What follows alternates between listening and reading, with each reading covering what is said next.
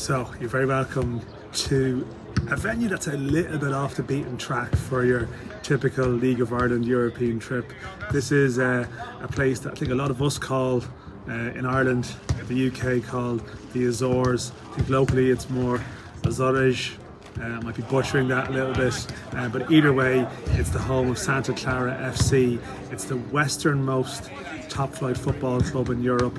It's 2,300 kilometres from Dublin, and the Shamrock Rovers players over my shoulder have made the trip here today. A charter flight from Dublin Airport, 3.5 hours or so into the Atlantic Ocean.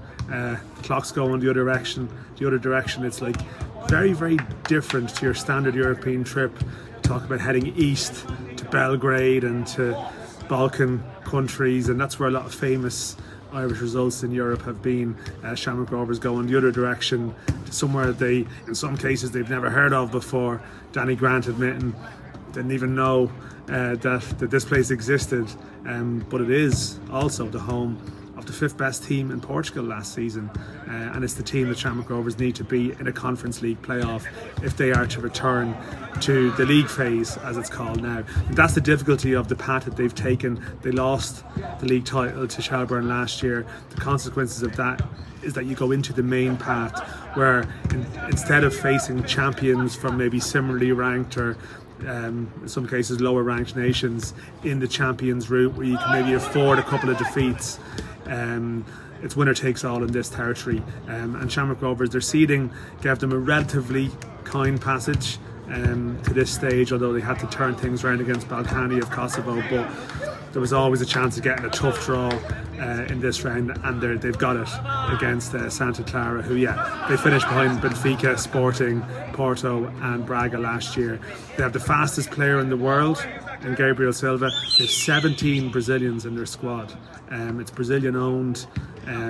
It's a huge pitch here, so it's going to be a really athletic, draining game.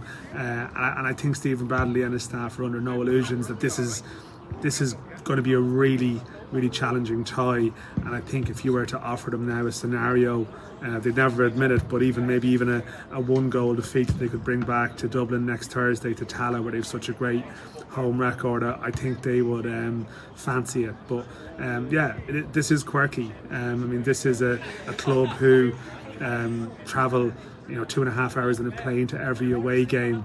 It's a club, I think it's 900 kilometres to their nearest rival. It's the most isolated club in Europe.